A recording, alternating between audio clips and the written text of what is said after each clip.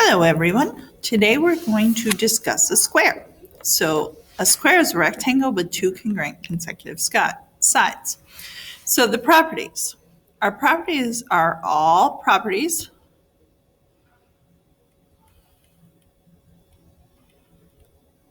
of a rectangle and all the properties of a rhombus. So, that means we have opposite parallel sides, opposite congruent sides. Our diagonals bisect each other.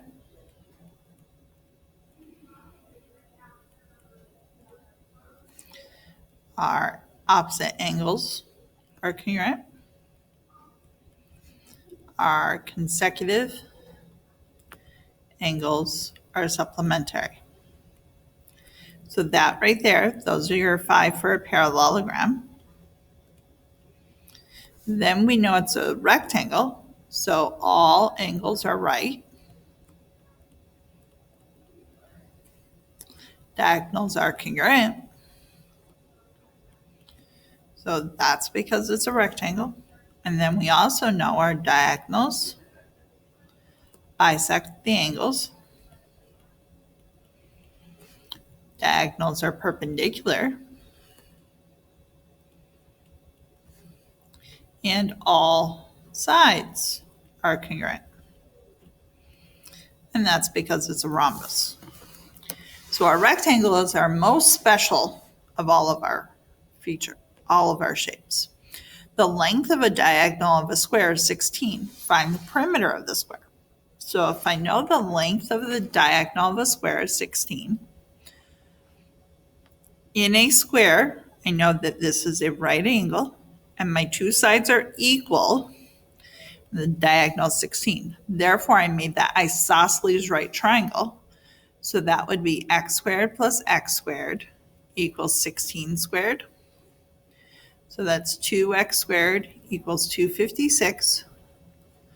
Divide by 2. And x squared equals, I think I actually squared 16 wrong. Nope, I didn't. 128. Take square root of both sides. And x equals 8 radical 2.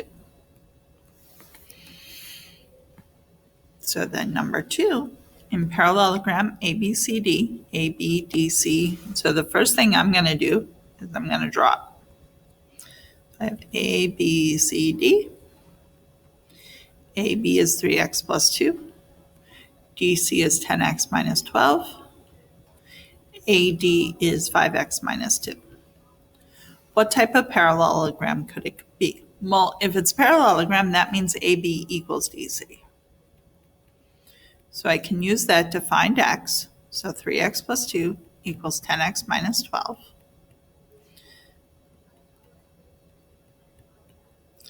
So that means x equals 2. So if x equals 2,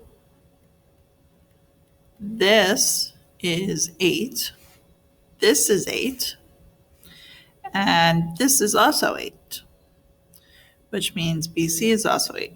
So it could be a rhombus.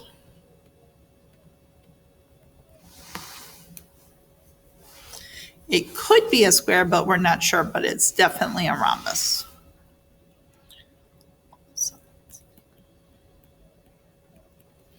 We know nothing about the angles. So next we're going to talk about a kite. A kite is a quadrilateral with two pairs of adjacent sides are congruent, but no opposite sides are congruent. So in our kite, adjacent sides are congruent.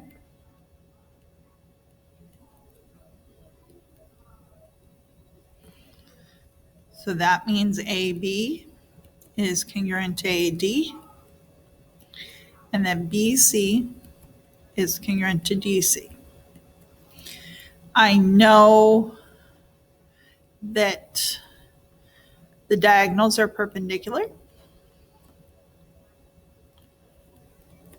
So that means AC is perpendicular to BD.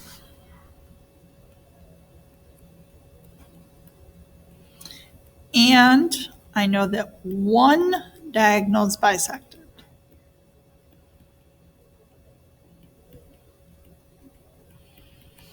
So AC bisects BD, but not the other way around. So when we look at this, we see that I have two isosceles triangles.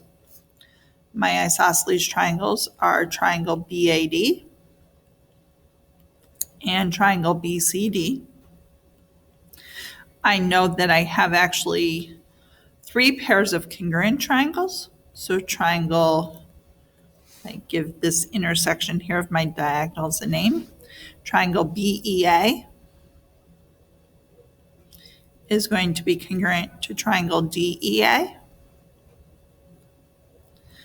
Triangle BEC is congruent to triangle DEC.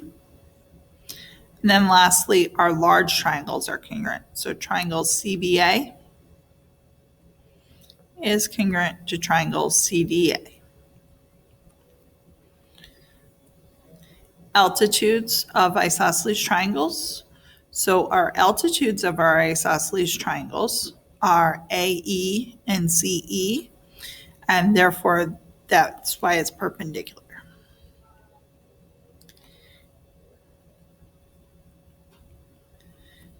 Are on the same diagonal.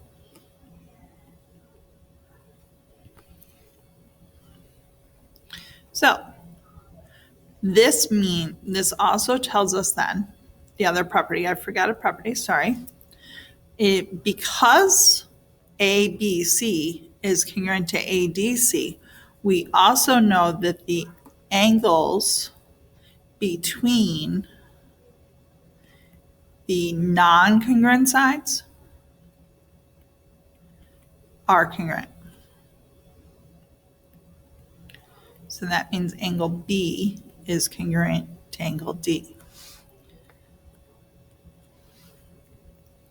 So looking at this, to do example 1, I know 1 and 2 are going to be congruent. I know that it's a quadrilateral. Therefore, the sum of the angles is 360. So that means 101 plus 48 plus 2x equals 360. So 101, that means that 2x equals 211. So divide by 2, and x equals 105.5. So angle 1 and angle 2 both equal 105.5.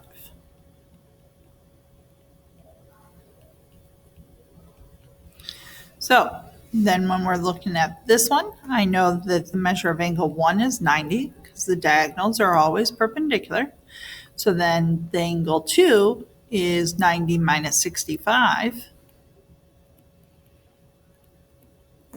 So because that forms a right triangle in there. So angle 2 is 25. So I want you to pause and I want you to try number 3.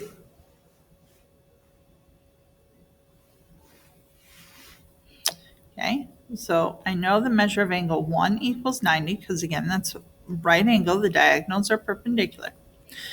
I also know that these two angles here are congruent because these two large triangles are going to be congruent, so that's 27. And that 2 and 3 are going to be congruent because they're the base angles of the triangle, of an isosceles triangle. So that means that 2x plus 54 equals 180. So I subtract 54. So 2x equals 126. So x equals 63. I could have also found angle 2 or angle 3 by using the fact that this is a right angle and done 90 minus 27. But 2 and 3 both equal 63, and angle 1 equals 90.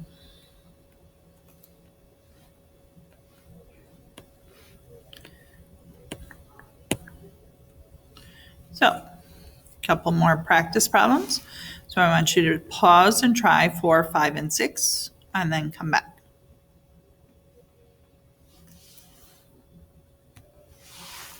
Okay, so for number 4, I used this large triangle right here, which I know is a right triangle, and the angles of a triangle have to add up to be 180. So that meant 2x plus 10x minus 60 plus 90 equals 180, so x equals 12. In number 5, I used the triangle here on the right, but I know that these base angles are equal. So again, it's 8x plus 5x minus 1 plus 9 equals 180, which gave me x equals 7. For number 6, to show that it's a square, I need to show that it's a rectangle and a rhombus. So to show that it's a rectangle, I did my slopes, and I found the slope of P, Q, and RS are 3/4. PS and Q are -4/3. Therefore, they're all perpendicular, as I've written. So the slopes are negative reciprocals. Therefore, it's a rectangle. Then I really only had to show 2 sides, but my sides that I have to show have to be consecutive sides or adjacent sides. So I chose to do PQ and PS. I showed that they're both equal to 5. Therefore, it's a rectangle with the sides next to each other congruent, so it's a square. If you have any questions, please bring them to class.